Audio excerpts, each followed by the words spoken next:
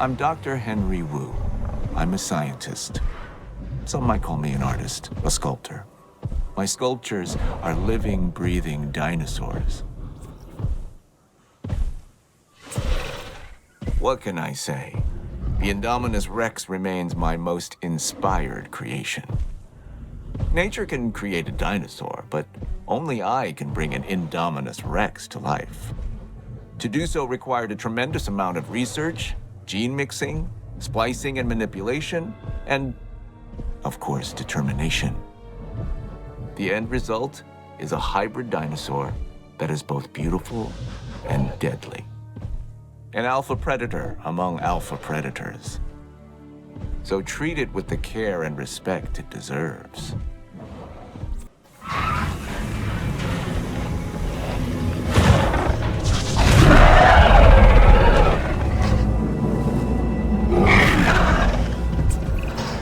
I'm Dr. Henry Wu. I'm a scientist. Some might call me an artist, a sculptor. My sculptures are living, breathing dinosaurs. The Indoraptor. This is a dinosaur created with a purpose. It can even see in the dark and uses echolocation to find its prey. Now, nature might eventually have created the Indoraptor, but I got there first. Is it dangerous? Yes. But then so is science.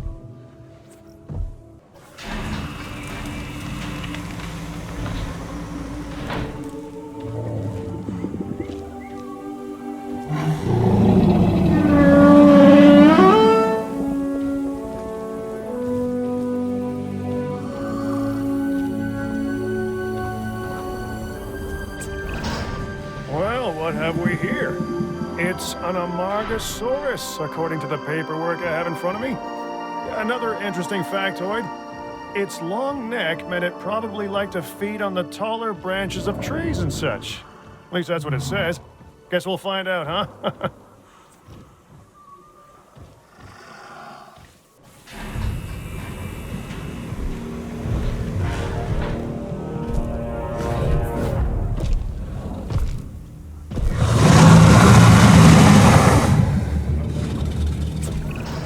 I mean, what good is bringing dinosaurs back from extinction if you can't find a way to make that fun and exciting? And profitable, huh?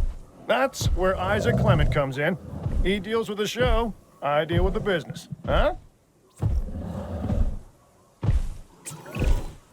This bipedal predator is called the Acrocanthosaurus, and it is a dinosaur that has what I like to refer to as presence. When it's around, you know it. This animal should make for a killer exhibit. I mean, it being a killer and all.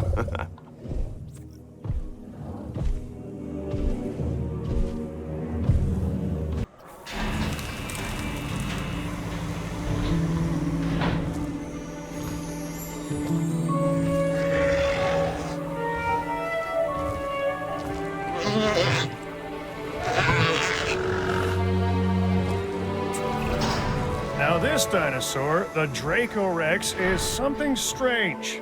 Its name means the Dragon King of a fictional school for wizards. I think I could have come up with that myself. The name, not the dinosaur. For that, we need the scientists.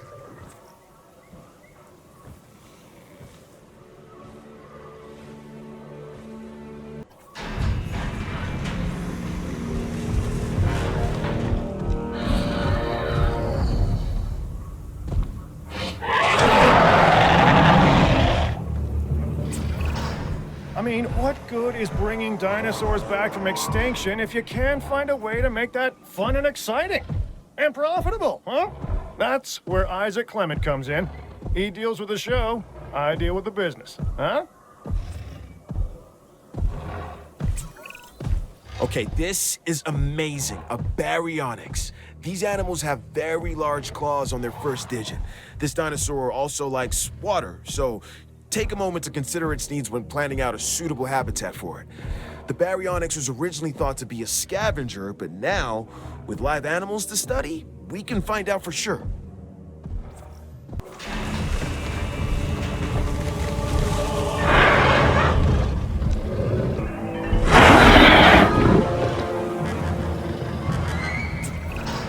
My name is George Lambert. Now, you'd think that dealing with prehistoric animals would be a problem. And you'd be right, as you probably discovered. But it's the unpredictability that really keeps us on our toes. Sure, the scientists can bring dinosaurs back, but fences keep them in. And without them, the fences, I mean, none of this is possible. This is a Cryolophosaurus, one of the more colorful members of the collection. It's a carnivore, so take the necessary precautions and don't let its looks deceive you.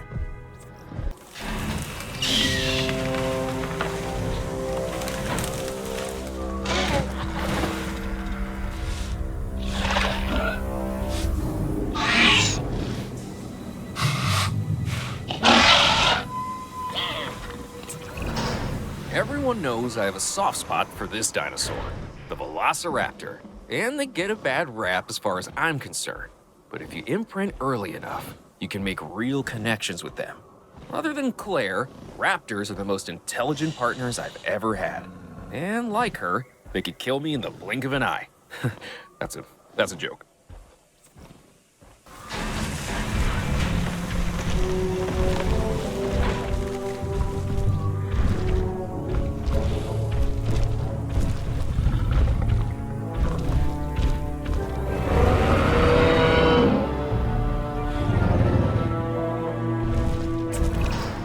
What can be said about the Triceratops?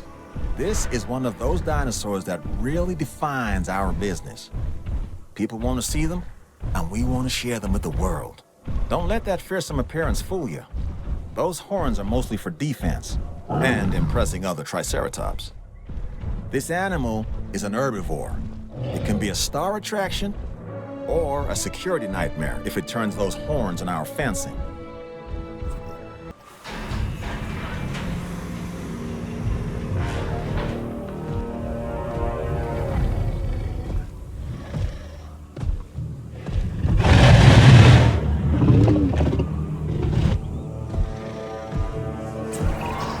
The Changosaurus. Neat. Really great that we're bringing back all these fast, hungry predators.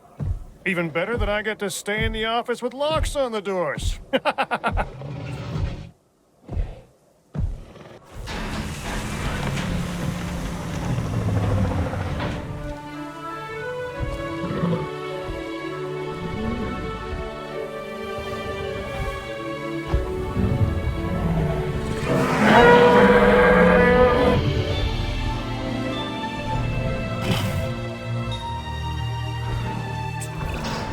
Okay, so this next dinosaur, the Parasaurolophus, has a flair for the dramatic, especially where its head is concerned.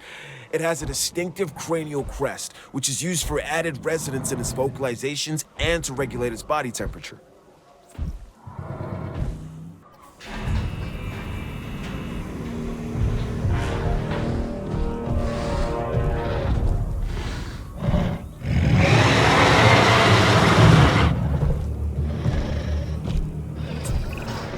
This is the Albertosaurus, so named because it was first discovered in the Canadian province of Alberta. This animal is a smart predator that relies on its rows of sharp teeth. They exhibit pack behavior, which is very exciting to witness, as long as you're doing so from a safe distance.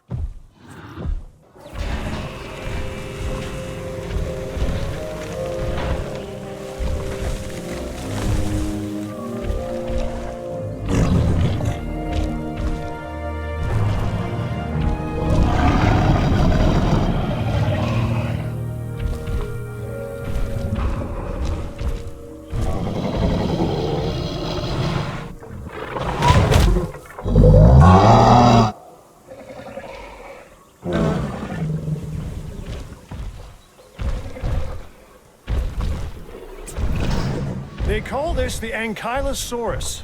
I call it an armored ball of walking, breathing trouble. Still, some might call it charming, amusing, delightful. Each to their own.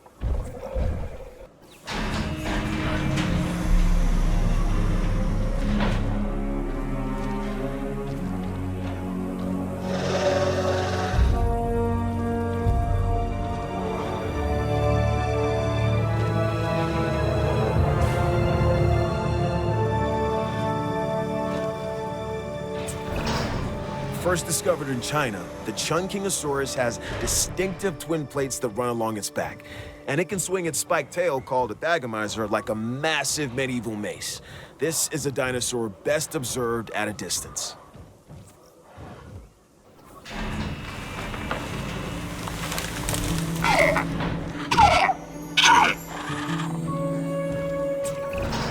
There was a lot of controversy about dinosaurs being the ancestors of modern-day birds before this one was introduced into the park. It's an Archaeornithomimus. I think it puts some of those arguments to rest.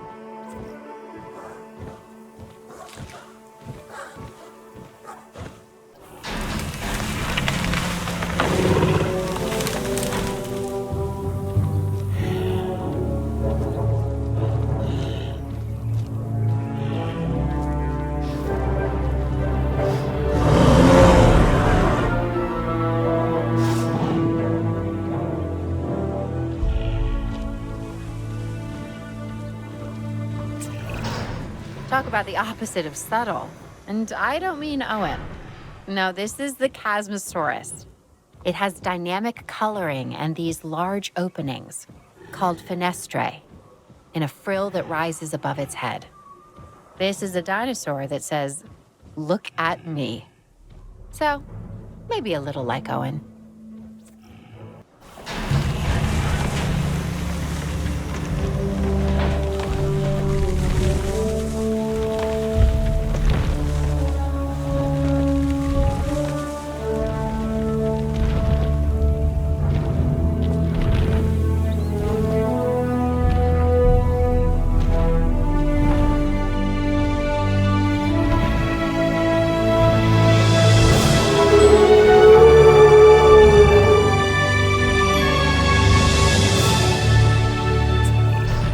Okay, what we have here is a Brachiosaurus. It has long limbs relative to the rest of its body. And what makes it really unique is that it's a warm-blooded dinosaur. I mean, how amazing is it that in bringing these dinosaurs back, we're also learning so much about them?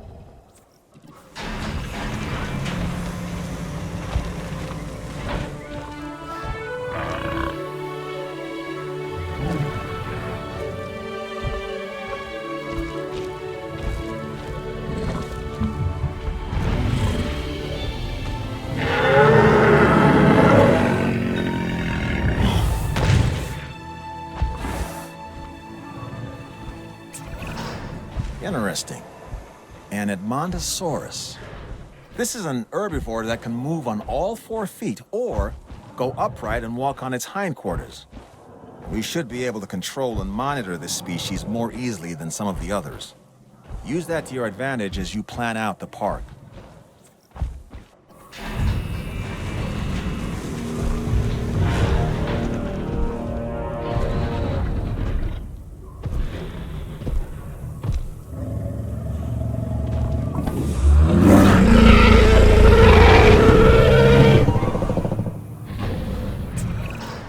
Now, stay with me.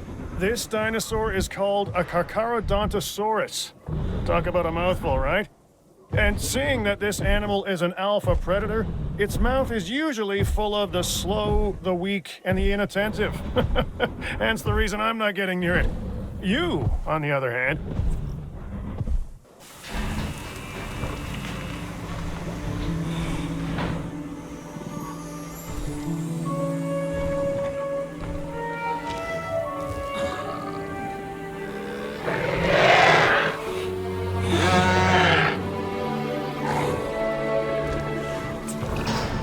This is the Pachycephalosaurus, or thick-headed lizard in Greek, which is where it gets its name.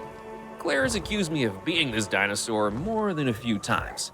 It's also an herbivore, so obviously she couldn't be more wrong. About me, I mean.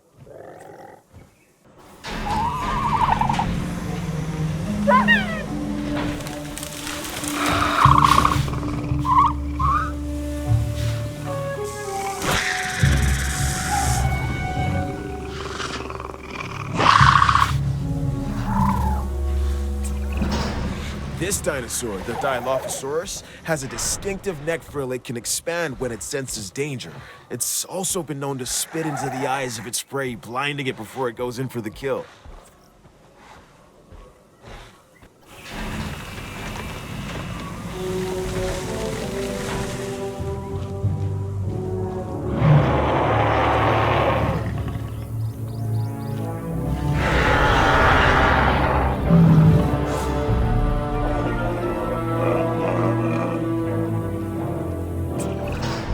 They say fences make good neighbors.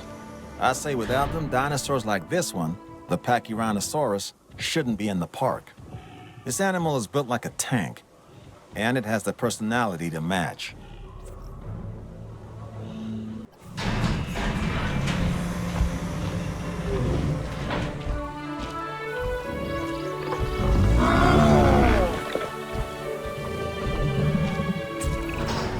This dinosaur is large, bulky, and has a stubborn disposition.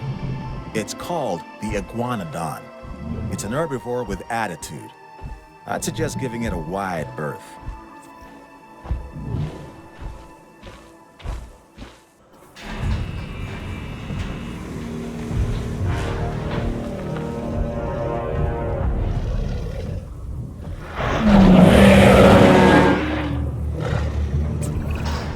It's dinosaurs like this, the Majungasaurus, that can really be a handful. It's short, stocky, and lives for the hunt. This is also one of the only dinosaurs we know of that may have engaged in cannibalistic behavior. Nothing like having your friends over for dinner.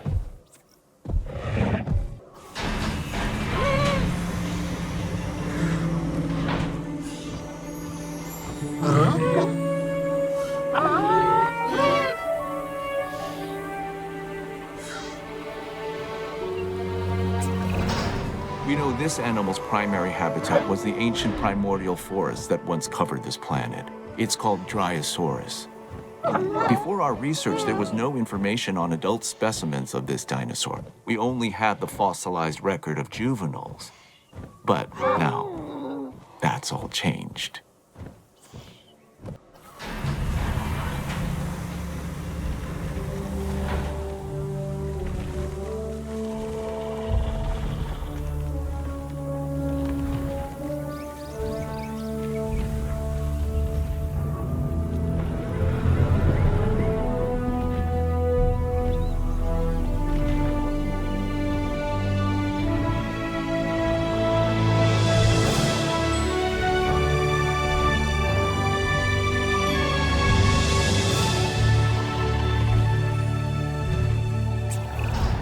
This massive specimen is called the Apatosaurus, an impressive animal that can intimidate even the most determined of predators.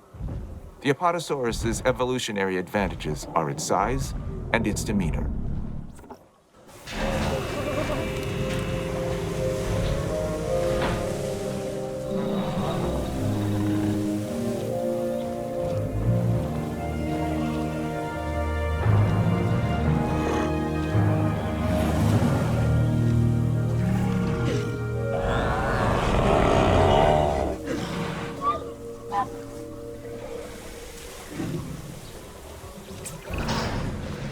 The Crichtonsaurus, named after the author, Michael Crichton.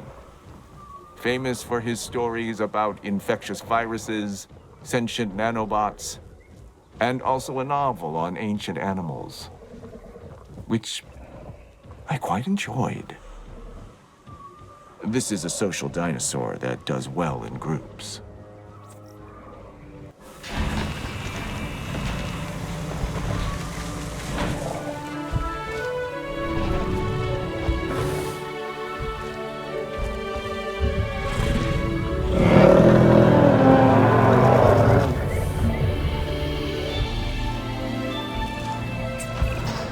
This animal, the Maiasaura, is known as the Good Mother reptile because its fossils were first discovered in a nesting colony. And really, who doesn't love a good mother?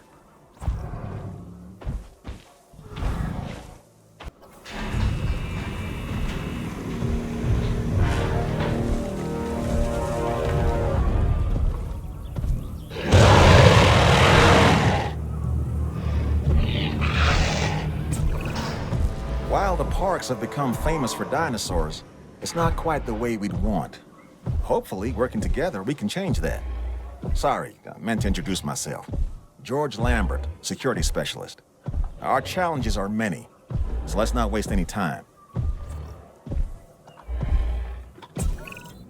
This dinosaur has a skull similar to a crocodile's, and a disposition that isn't that far off either. The Suchomimus originally fed on fish and small prey. Let's make sure it doesn't expand its diet into two-legged animals wearing collector t-shirts.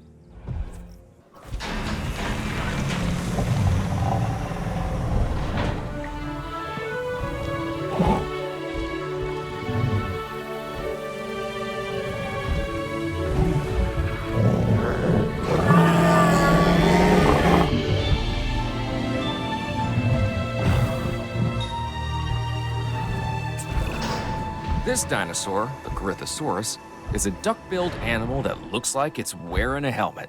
I mean, check that thing out. I wouldn't want to butt heads with it.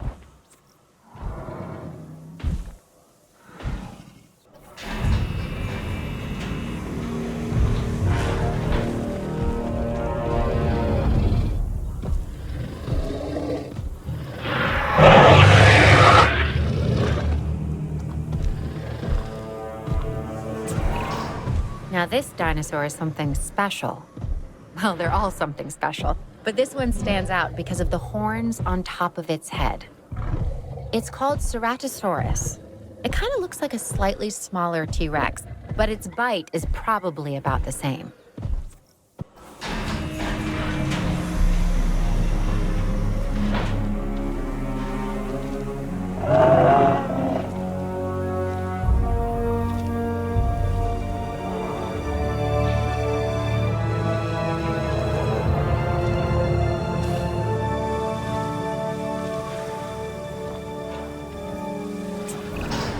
The Gigantspinosaurus you have here doesn't quite live up to its name. Don't get me wrong, it's big, but manageable. Just watch out for those shoulder blades. They'd ruin anyone's day.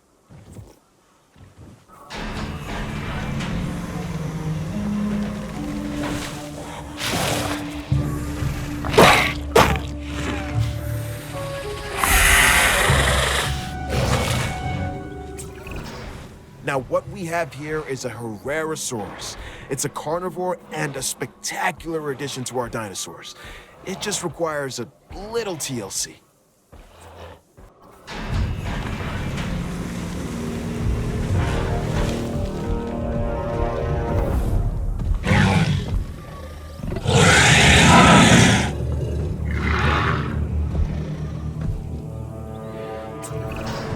Let me introduce you to the Metriacanthosaurus. Say that fast 3 times. This is another alpha predator that, while not as big as some of its cousins, tends to stand more upright. So I guess it has good posture while it's tearing you to shreds.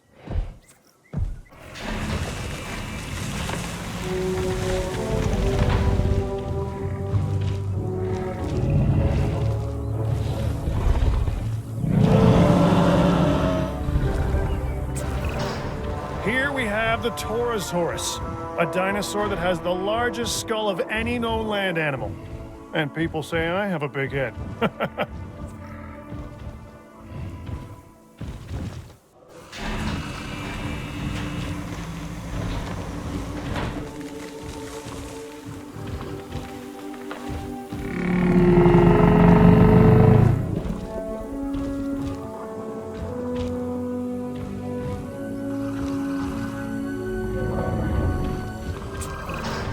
This sauropod, the Nigersaurus, was originally discovered in fossilized form in the Republic of Niger, hence the name. Now, it lives thanks to our efforts and our science. Notice the long tail, the flat skull. However, this dinosaur is smaller than some of its cousins. Now that we have them to study, perhaps we can learn why.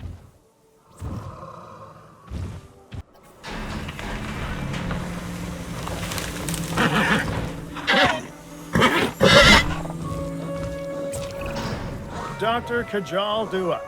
I'd ask what brings you here, but I'm not sure I'd get an answer.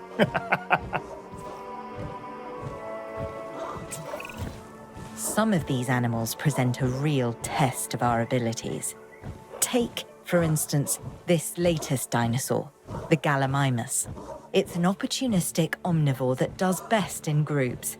That alone isn't the problem, but the speed. Gallimimus is incredibly fast, which presents special challenges for the ranger teams tasked with monitoring them.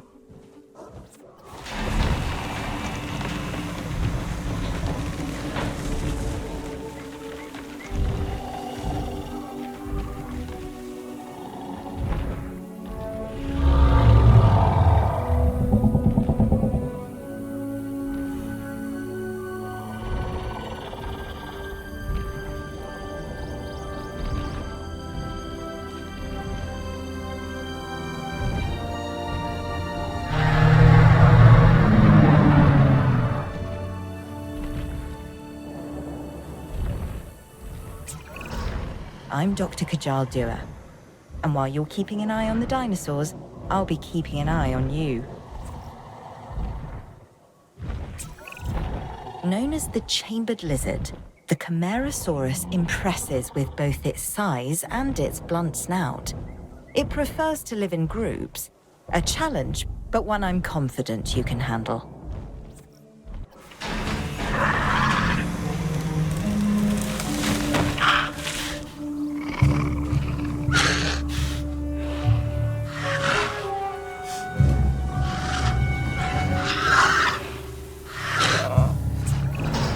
This dinosaur is important for a number of reasons.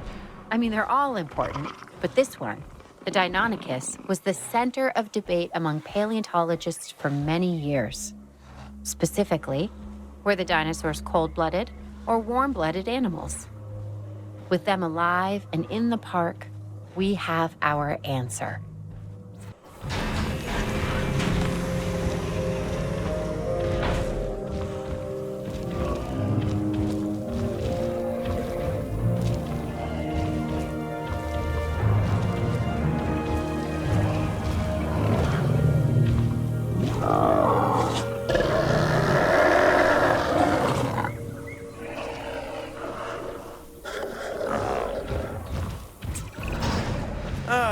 This is a Euoplocephalus, an herbivore and relatively harmless dinosaur, as long as you stay out of the way of the heavy club on his tail. If it swings that your way, you could be relatively finished.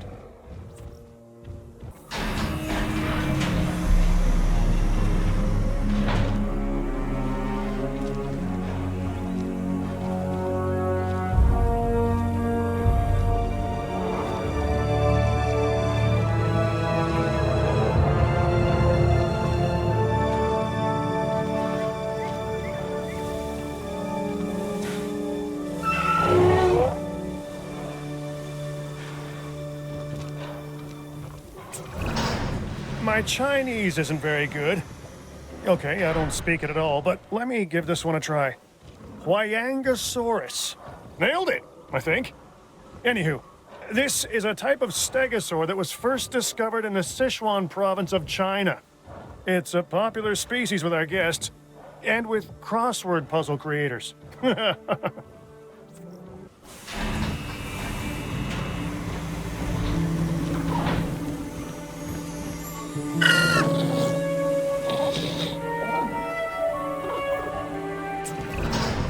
This flat-headed dinosaur, the Homalocephale, can appear unassuming, and perhaps even cute to some.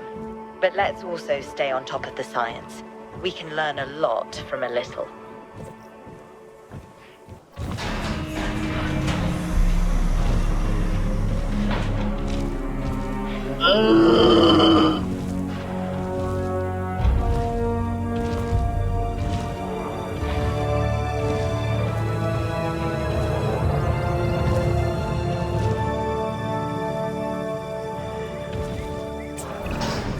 The Kentrosaurus is another of those spiky-backed dinosaurs. A dinosaur that relied on intimidation to keep the predators at bay. And failing that, a difficult meal to catch and chew. Think of it as a prehistoric porcupine.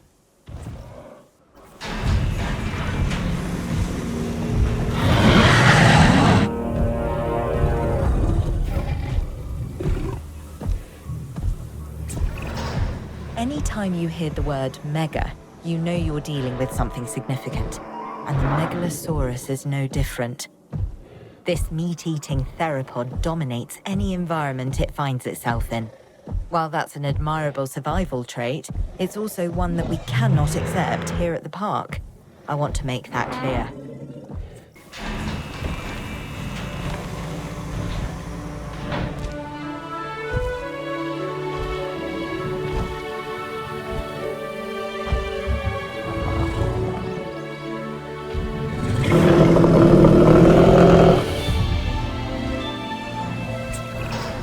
If it is possible for a dinosaur to be both elegant and awkward at the same time, then the Muttaburrasaurus takes the prize.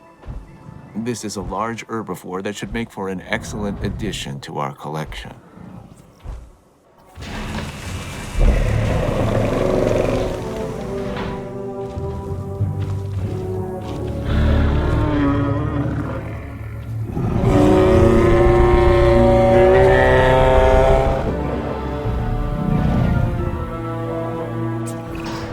Do you see any resemblance between the Nasutoceratops and modern-day cattle? Look closely at the horns and their relation to the eyes. It's clear to me that as we bring these animals back to life, the connections between the past and the present sharpen, and along with it, our understanding. This is what my science is all about.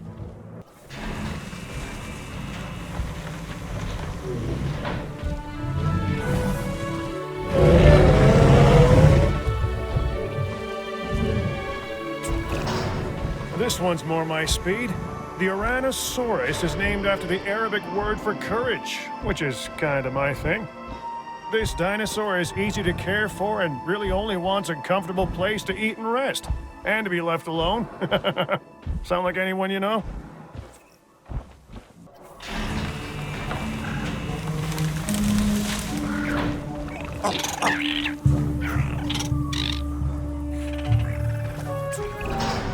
You successfully introduced a new dinosaur, a Proceratosaurus. This animal is instantly recognizable by the colorful crest on its snout. While smaller in stature than some of the other predators, it is not a dinosaur to be taken lightly, let me tell you.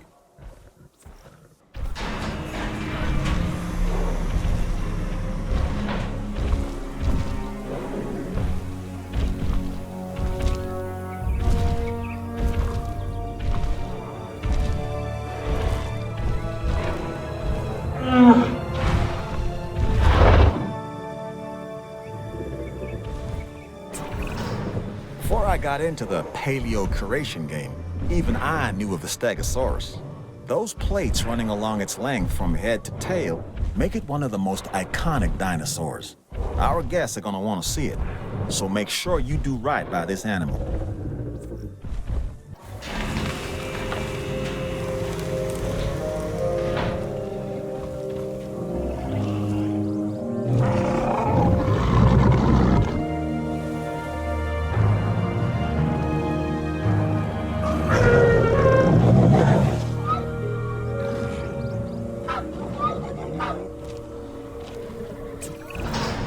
This is the Polacanthus, and it's covered in armor plates and spikes. Mess with this animal at your own risk.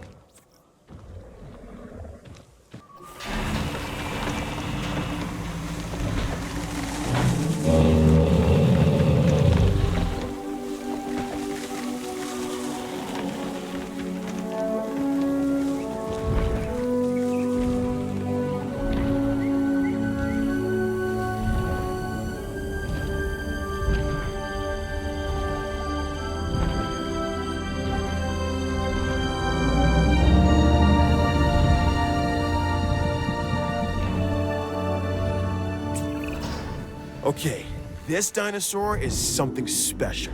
Seriously, look at the size of this thing. It's called the Mamenchisaurus.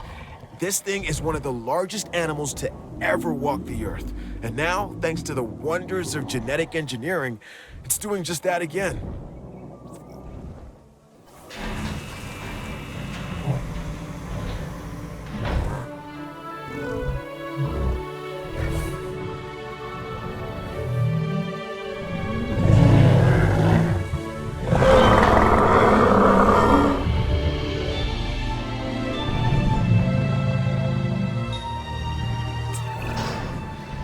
duck-billed dinosaur is an Eloratitan.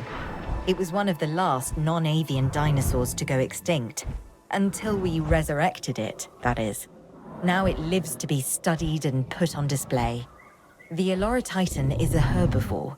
As it grinds away its teeth while eating, it has hundreds more that continually take their place. There's a lesson in there somewhere.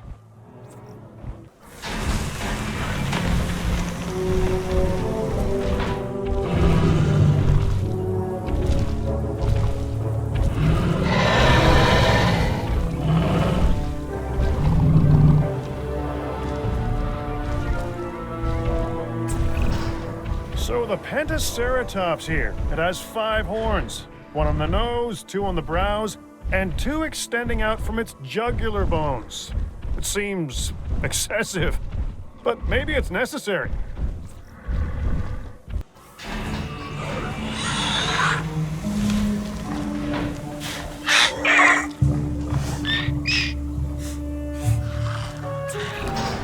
Personally, I don't think the Troodon gets as much respect as it should. It's one of those dinosaurs that seems like an evolutionary bridge, stuck in time and transition. The platypus of its day. And now, ours. It's also incredibly interesting to study and display, so make the most of this animal.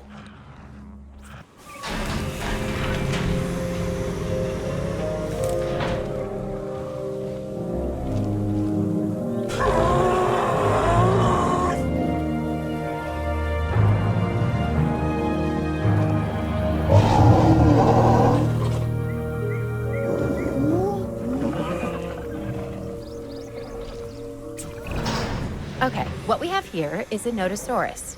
This dinosaur tends to be shy and likes to keep to itself. And it has a thick skin. Sort of the opposite of Owen.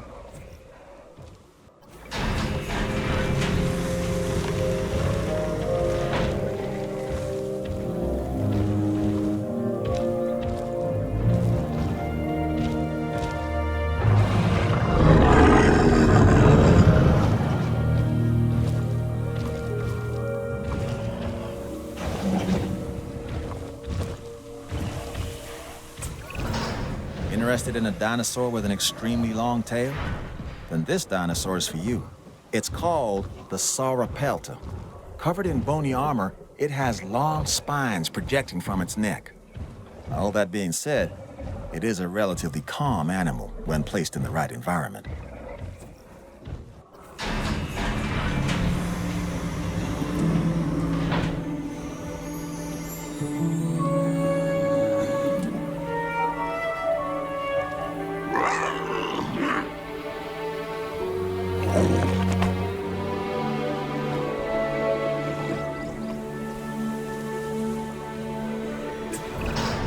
This is the Stygimoloch, and it is one hard-headed dinosaur. It has an armored dome crowned by horns. Despite this, it's a social and relatively docile animal, unless threatened. Then steer well clear of it.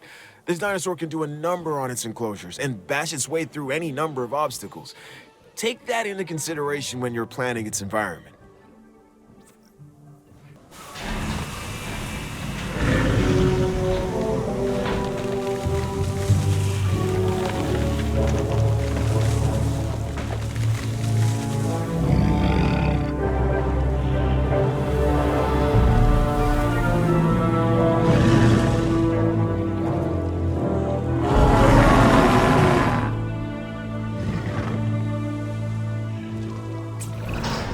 This dinosaur, the Styracosaurus, has huge horns and a large spike similar to a rhinoceros. It also has the personality to match. It's an herbivore and uses those horns and a beak to break into even the toughest of plants.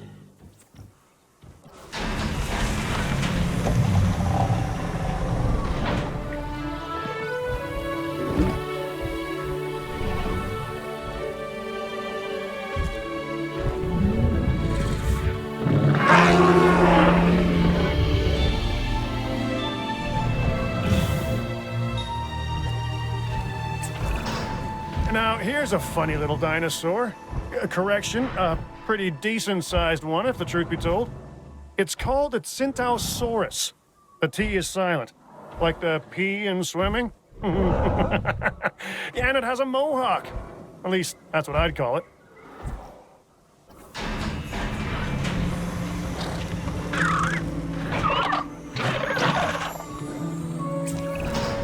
Look at an ostrich or emu, then look at this latest dinosaur, the Struthiomimus, and tell me you don't see a connection. This is one of the more bird-like dinosaurs that we've brought back from extinction. It literally has a beak instead of teeth. It's an herbivore that prefers to move in herds. Overall, a fantastic addition to the park.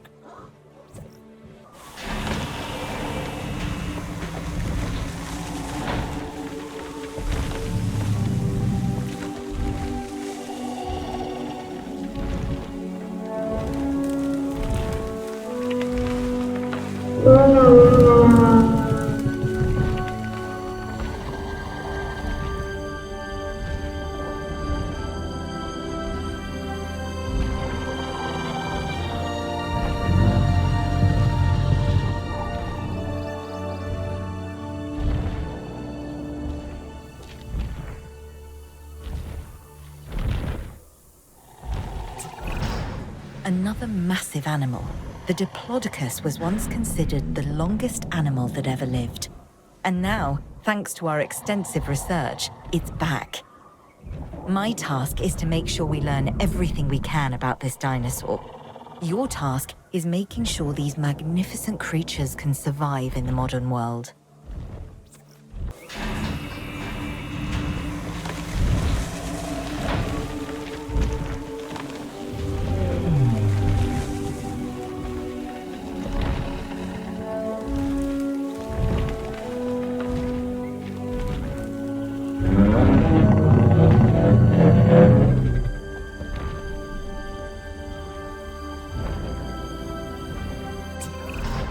This animal, though an herbivore, can intimidate most predators with its size.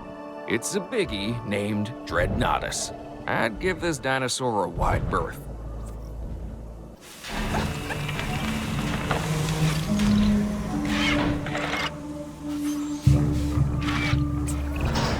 This dinosaur is one of the earliest known animals, dating back to perhaps 216 million years ago. It's called Coelophysis. Their remains can be found scattered across the globe. But if people want to see a Coelophysis up close, this is the only place to do it.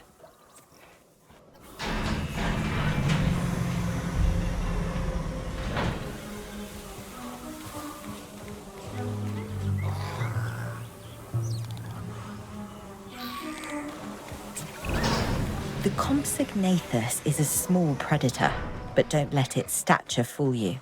It can be a ruthless hunter.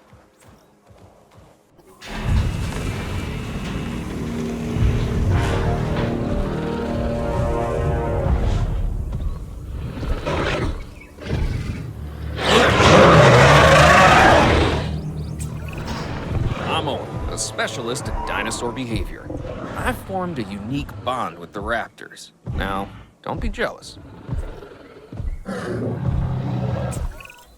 Nice, Carnotaurus. You can recognize this predator immediately by the horns on its head, which give it a real rock and roll appearance. Those powerful legs can get this dinosaur moving as well, so probably best to stay out of its way.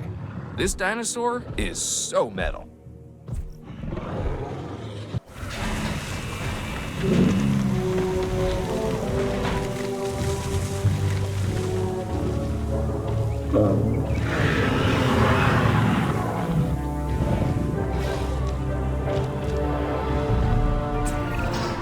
Okay, I'm Isaac Clement. Together, we'll create the most spectacular dinosaur park imaginable, and hopefully not die in the process. Really, I don't want to die. Right, the Sinoceratops, an herbivore that shares many traits with its more famous cousin, the Triceratops. This is a docile animal that you could make into a solid favorite with a little effort. Of course, we're all expecting more than a little effort, but I'm sure you get what I mean.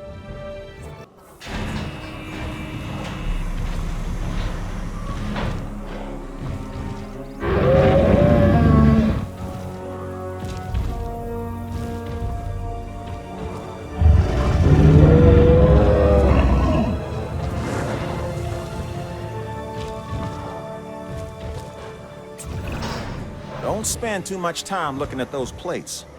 When it comes to the Werhosaurus, it pays to keep an eye on this animal's thagomizer. You don't want to be on the receiving end of a swing of that tail.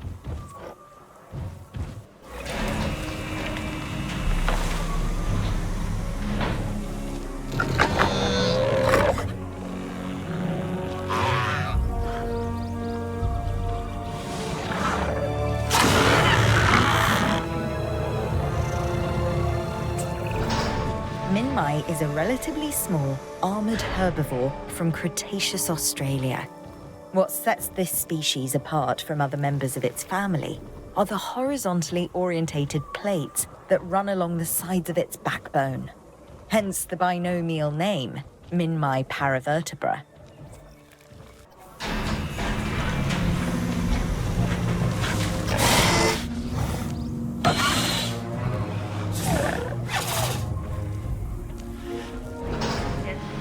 We are pleased to welcome a Monolophosaurus to the park.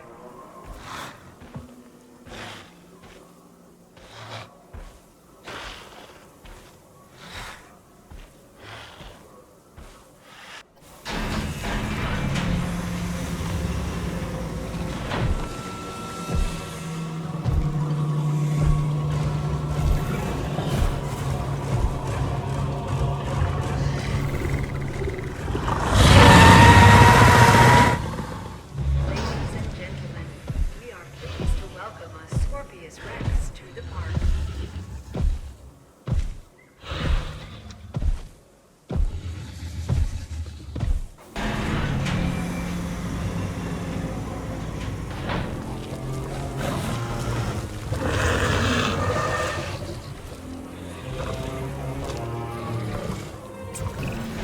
I finally get it. I finally understand why people have a fear of the dark.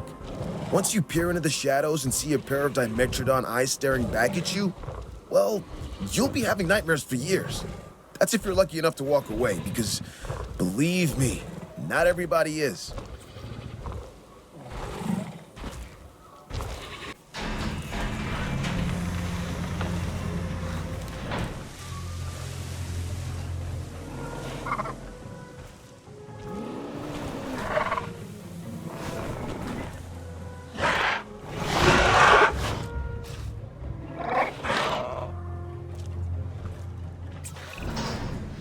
There's certainly something special about this one. Je ne sais quoi. It's a Pyroraptor. Had it not been for a forest fire sweeping through southern France, our little feathered friend here may have gone undiscovered. And my life insurance would be just that little bit cheaper.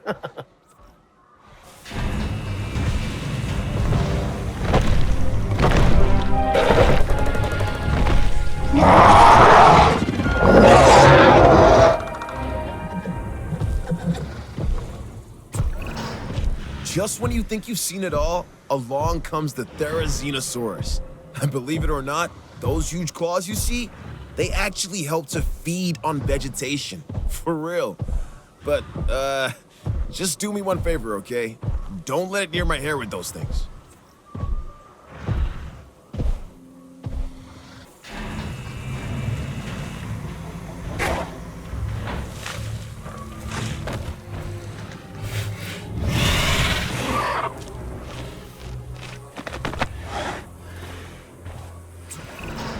The Australovenator has been labelled the cheetah of its time, and I can certainly see why. Here we have a hunter with terrific speed, power, and focus. The makeup of a perfect prehistoric predator, really. Just don't get spotted, because there's no way you're going to outrun this one.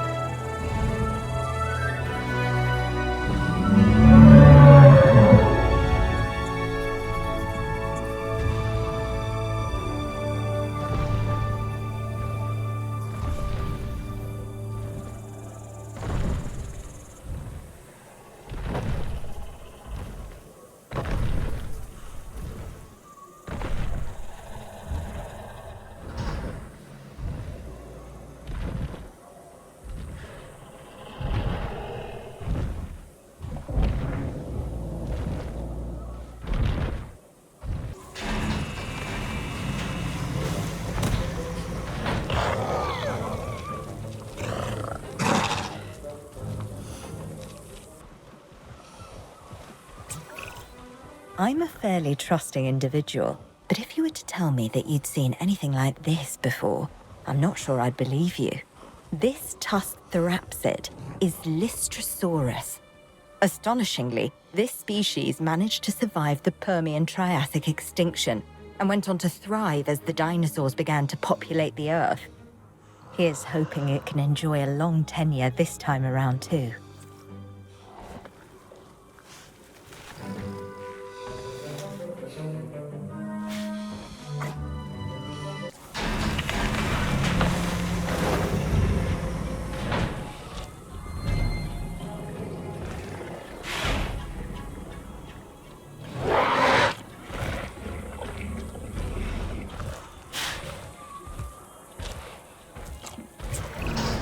People often talk about the thrill of the chase, but if you got one of these on your tail, you'll soon become the kill of the chase.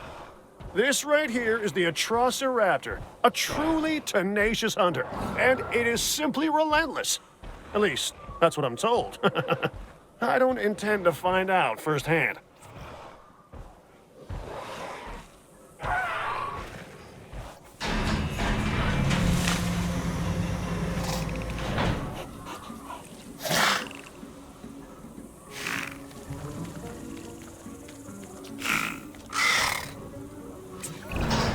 Ancient mythology may not be my speciality, but I've been told that morose Intrepidus was named after the Greek deity Moros, the personification of impending doom. It was said that he gave people the ability to foresee their demise. And if you come face to face with this tyrannosaur, I suspect there is a good chance you will meet your fate.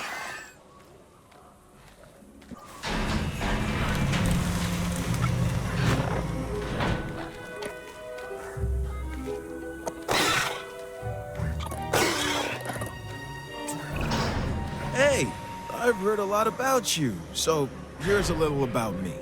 I'm Isaac Clement, but just call me Isaac, no need for formalities.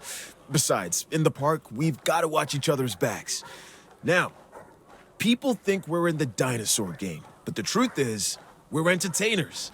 And our headliners traveled 65 million years to make this show.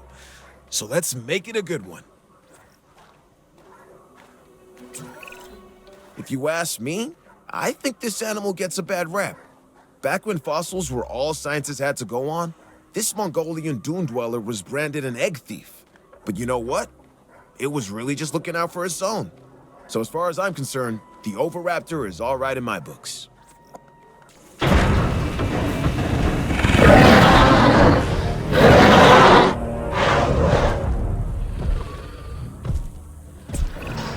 Every dinosaur that's recreated is important, but some also capture our imaginations. The Allosaurus is one such animal. It is believed that in its original environment, it was squarely at the top of the food chain. I'm interested to discover if that's true, given the opportunity.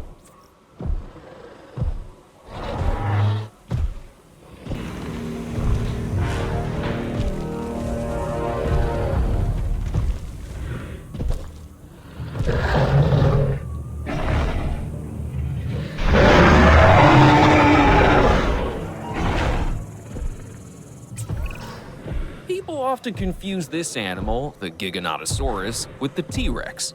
They look similar, act similar, and both have that eat everything within their field of vision thing working for them. This dinosaur is also fast. Bottom line, if you find yourself running from this biggie, you've already made a fatal mistake.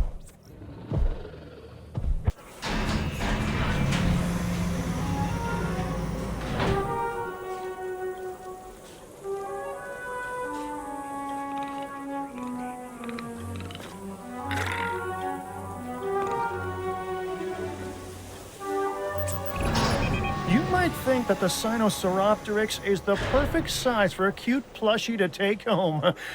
But this dinosaur is a pretty mean hunter for something so small. Trust me, you really don't want this one snapping at your heels.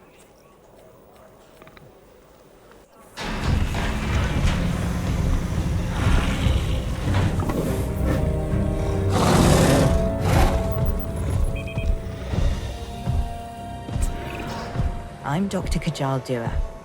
And while you're keeping an eye on the dinosaurs, I'll be keeping an eye on you. The Eutyrannus. The feathered tyrant brought so much excitement, so much intrigue to the scientific community when it was first discovered. And here we find ourselves in the presence of that illustrious tyrannosaur. Just don't be too surprised if it ruffles a few feathers, okay?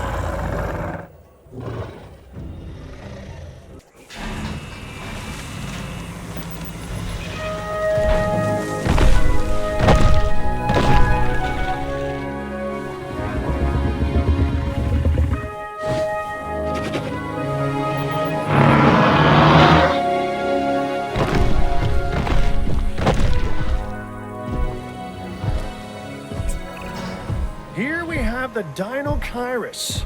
This downy dinosaur is often likened to an ostrich. Not surprising, I suppose, considering the long neck, the feathers, the beak. It's just a lot bigger in size, huh? But if things go awry, something tells me this one doesn't need to bury its head in the sand.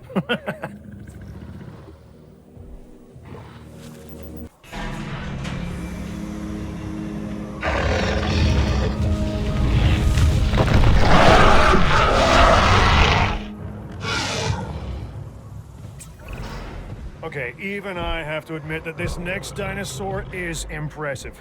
The Spinosaurus is perhaps the largest of carnivores. Of course, I'll never get close enough to one to see for myself, but that's why I have you.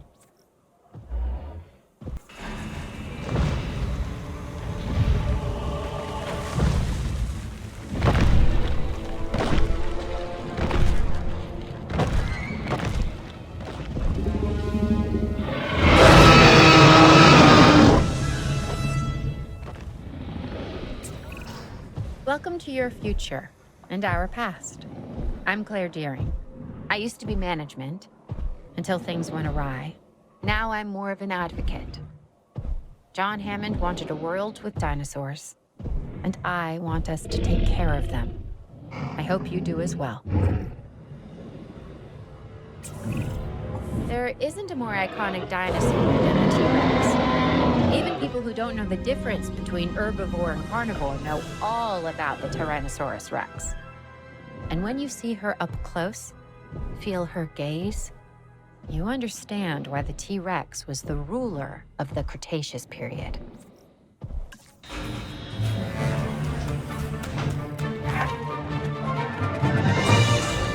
Allow me to introduce myself.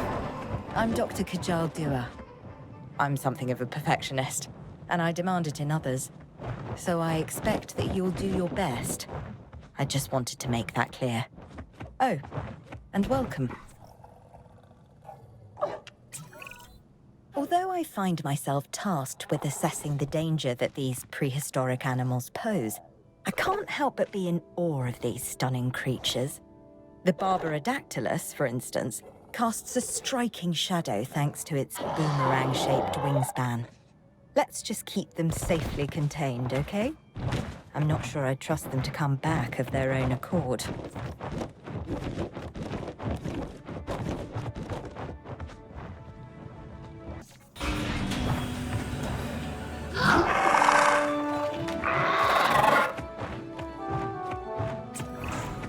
While the parks have become famous for dinosaurs, it's not quite the way we'd want. Hopefully, working together, we can change that. Sorry, I meant to introduce myself. George Lambert, security specialist. Our challenges are many, so let's not waste any time.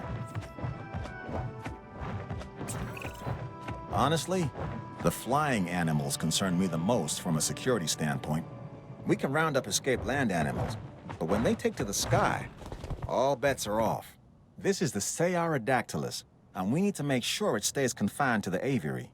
The only known species of this animal before today was named after the Latin name for frightful. That should tell you something.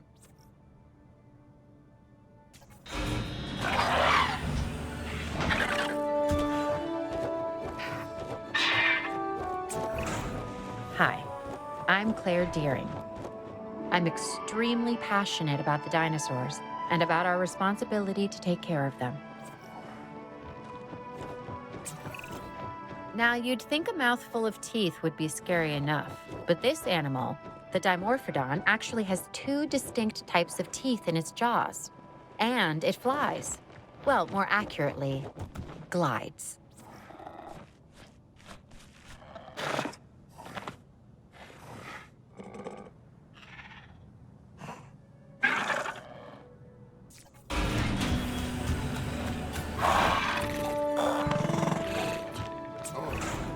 Hey, my name is Isaac Clement, and it's great to finally meet you. I hope you're ready, because the dinosaurs can't wait to meet you too. I'm not sure about you, but I've not seen anything like this before. Check it out, the Sungaripterus. This pterosaur would use its curved jaws like a crowbar, levering shellfish out of the mud before cracking them open with their blunt teeth. That's pretty resourceful, huh?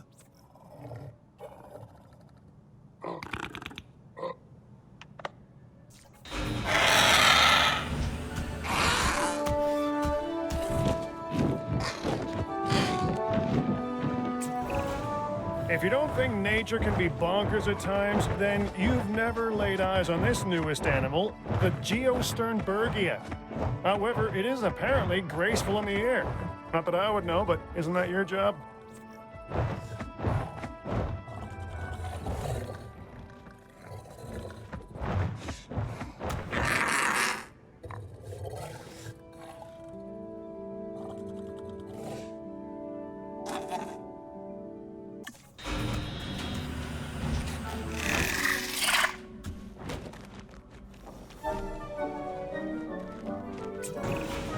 This fuzzy little reptile is the Jaelopterus.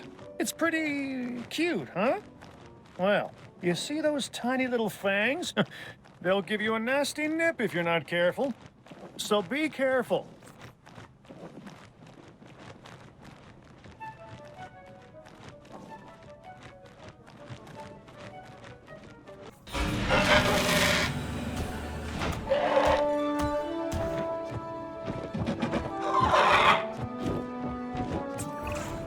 Okay, this latest animal is also a flyer, the Marodactylus.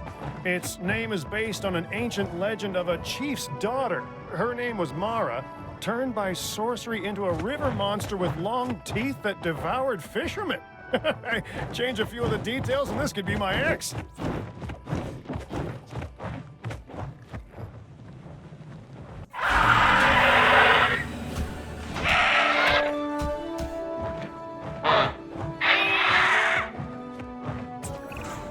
The more I've studied these animals, the more I've noticed that there's a fine line between fascination and fear. Prehistoric flying reptiles like the archetypal pteranodon have captivated my imagination since I was young. Yet there's something about these creatures that makes me feel somewhat cagey, shall we say?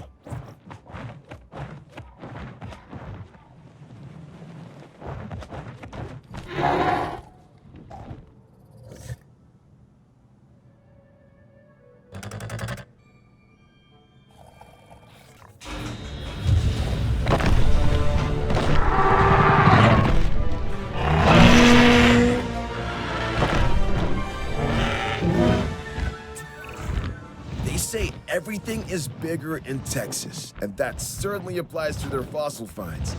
This towering pterosaur is definitely one for the record books. We're talking about one of the largest flying animals, like, ever. It's not a bird, and it's not a plane. It's a Quetzalcoatlus.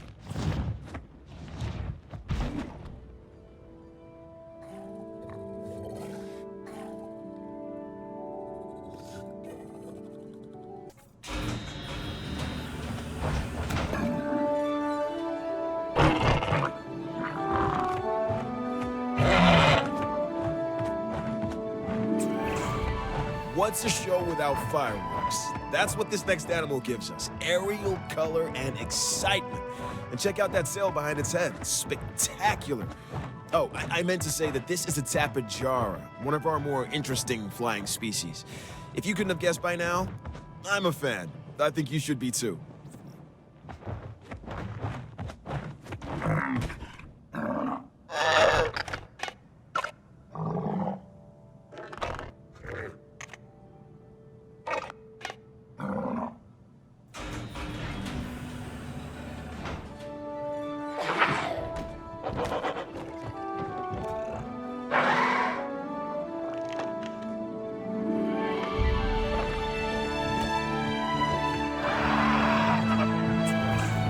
The Tropiognathus is one of the larger pterosaurs and is known for its keel-tipped snout. In the aviary, it should make for one heck of a draw.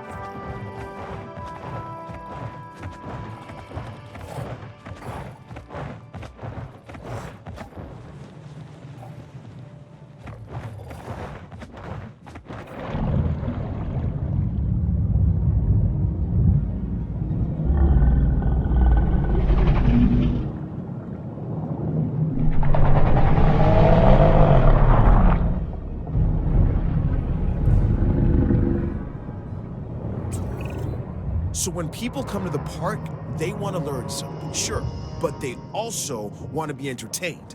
And this marine reptile, the Mosasaurus, is just that, a showstopper. If the T-Rex is the ruler of the dinosaurs on land, then the Mosasaurus holds that title below the waves.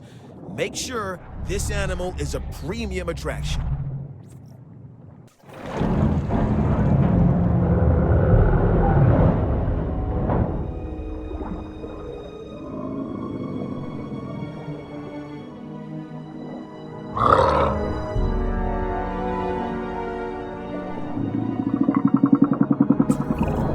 Welcome to your future and our past.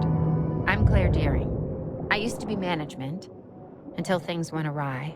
Now I'm more of an advocate. John Hammond wanted a world with dinosaurs, and I want us to take care of them.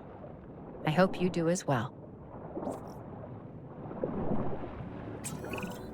This dinosaur, the Attenboroughsaurus, is named after the famed naturalist and documentarian David Attenborough. I guess you could say dinosaurs run in his family.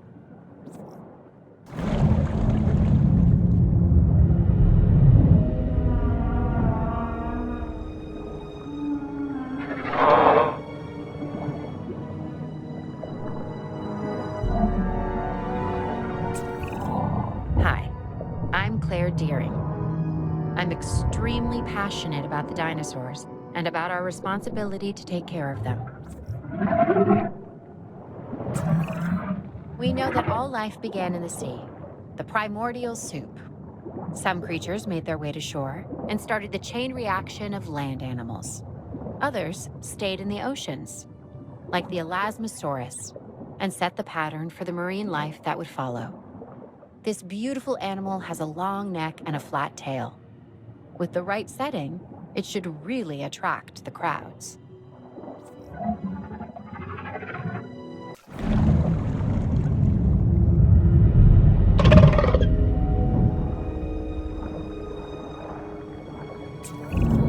I'm Owen, a specialist in dinosaur behavior.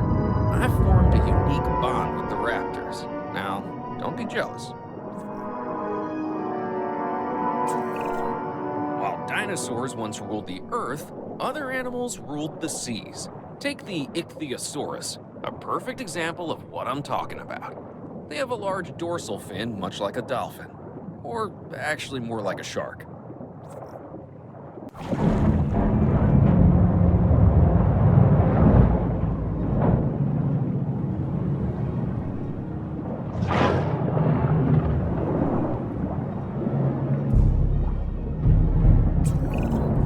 Okay, here we have the Kronosaurus, a predator that once ruled the seas of Colombia and Australia.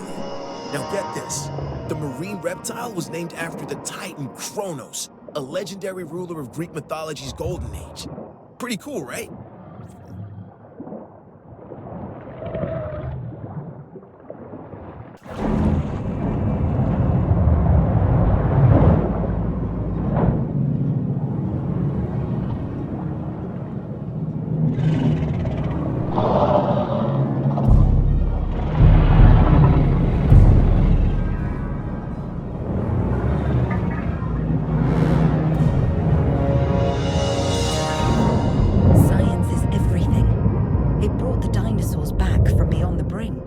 And it is keeping them here now.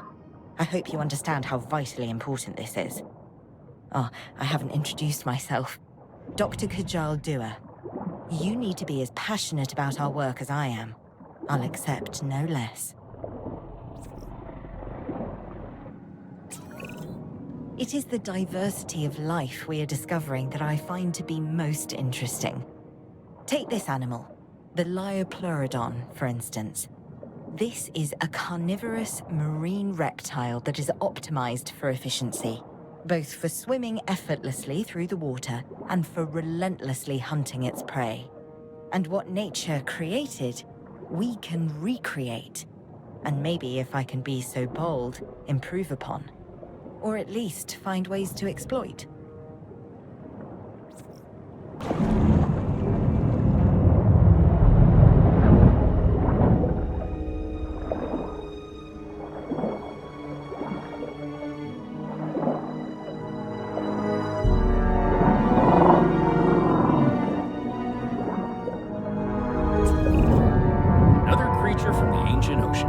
This time a plesiosaurus. It has a flat body, an elongated tail, and 4 powerful flippers that help it glide through the water. Like modern-day sea mammals, it has to come up for air. It basically spends its time surfing and eating, which is not a bad way to live.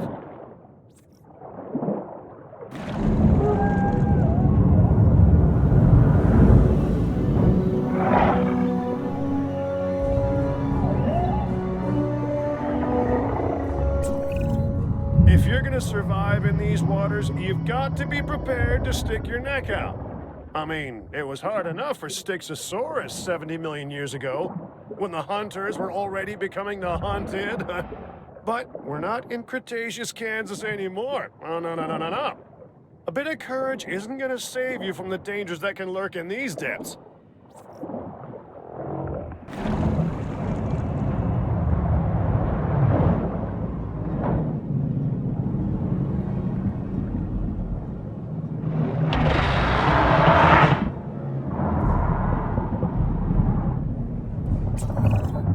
Remember when you were a kid and they told you not to eat, then go in the water?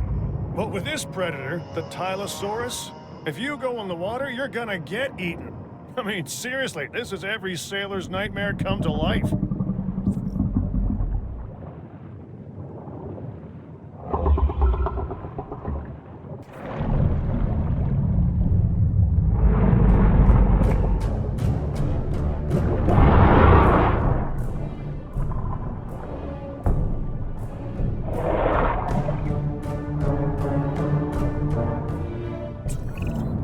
My name is George Lambert.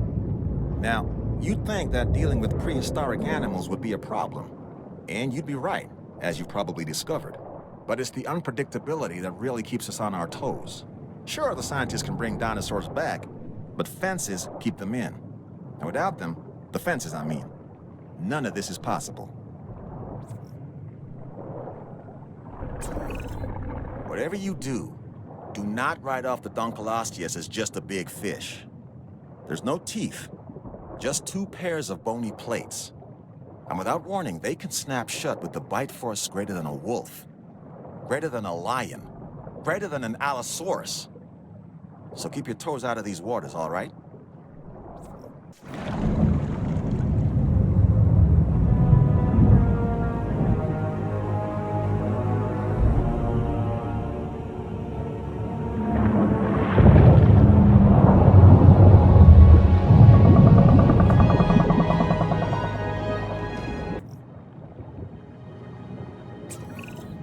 One of the largest known ichthyosaurs to have ever lived, Shonisaurus is a scientist's dream.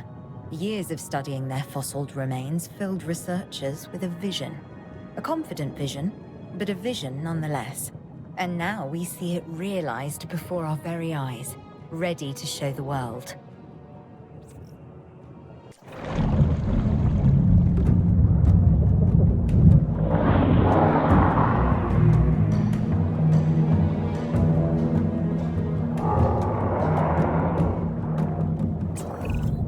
When they told me this thing has legs, I said, no, it's staying in the water.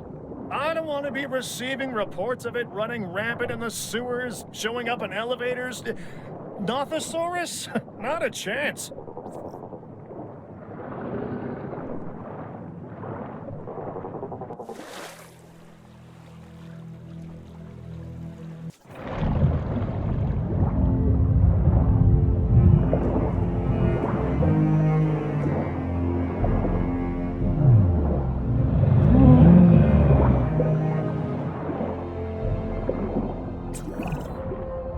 about the animals that have inhabited this planet the longest, it's normally the likes of crocodiles and sharks that spring to mind first. But Earth's prehistoric waters were also home to some mighty impressive turtle species, just like this one, the Archelon.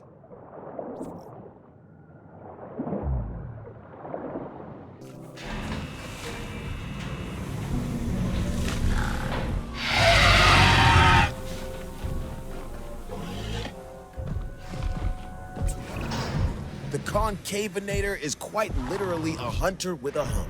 So please, please, please keep it sweet, because I really don't want to have to flee from this Spanish predator.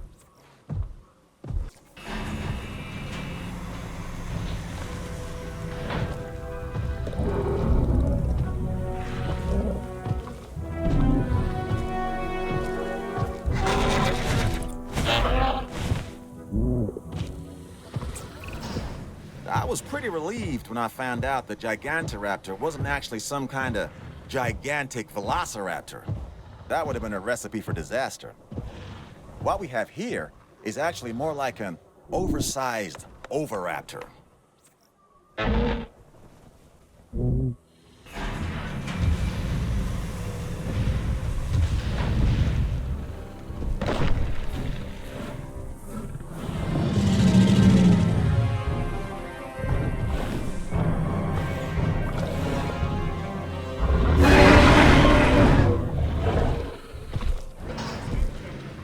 We are pleased to welcome a Tarbosaurus to the park.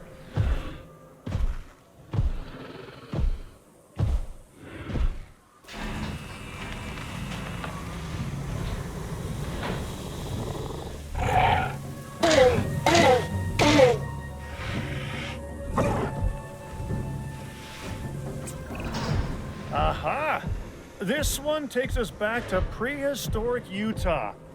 I definitely wouldn't want to meet this raptor out on a camping trip, would you, huh?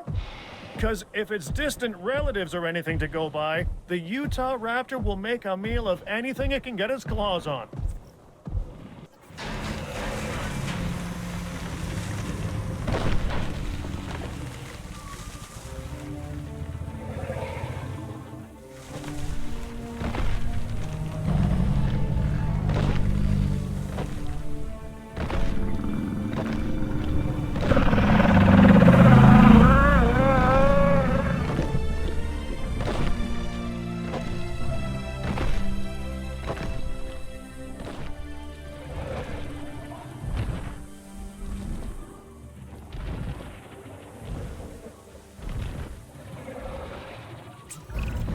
I've gotta hand it to him. Dr. Wu certainly knew what he was doing when it came to creating these hybrids. Take this Ankylodocus. Not only has it got a long, slender, whip-like tail, but check out the bulbous club at the end of it. Whatever you do, don't go giving it a reason to take a swing at you, okay?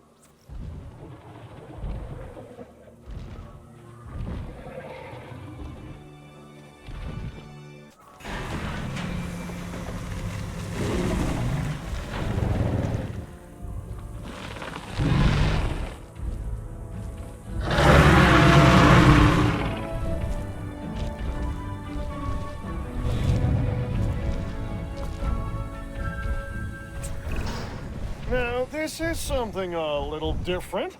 A Spinoceratops. Here we have a hybrid that's more than happy living in colder climates, but I'm still counting on you to give it a warm welcome, huh?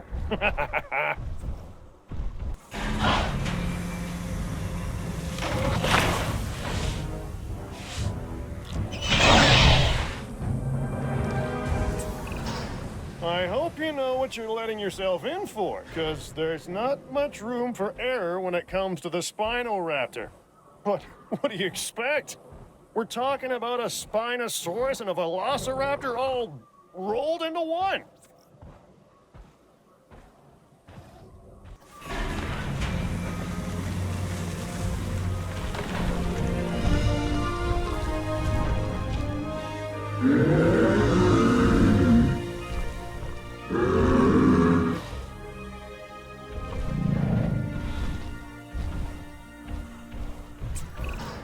The Stegoceratops is a hybrid that was engineered to wow the masses. It has everything.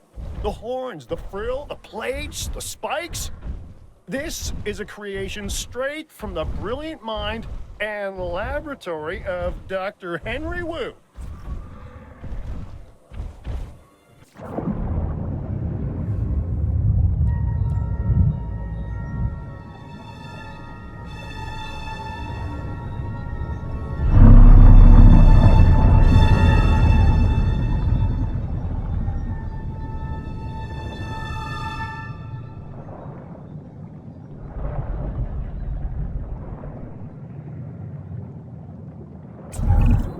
Now, given my background in the business world, I'm pretty used to dealing with sharks.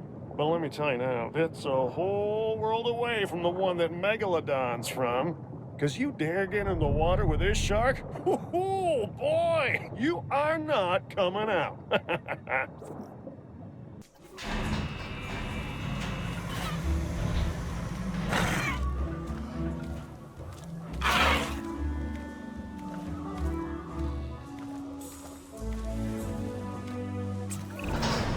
I've seen my fair share of ceratopsids, but not many of them compare to the Microceratus. Admittedly, yeah, there's a bit of a clue in the name, but I really didn't realize how small they are. With that said, they may well be cute, but that doesn't mean they're mute, because they're certainly, how should I put this? Communicative little critters.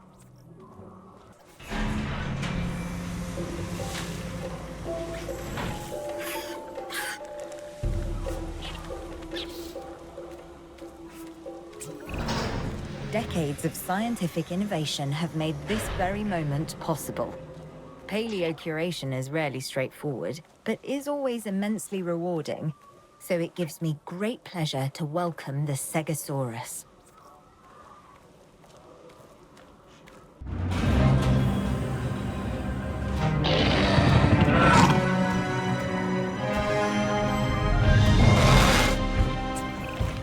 I've been trying to brush up on my Greek lately, and you know what? I think it's going pretty well.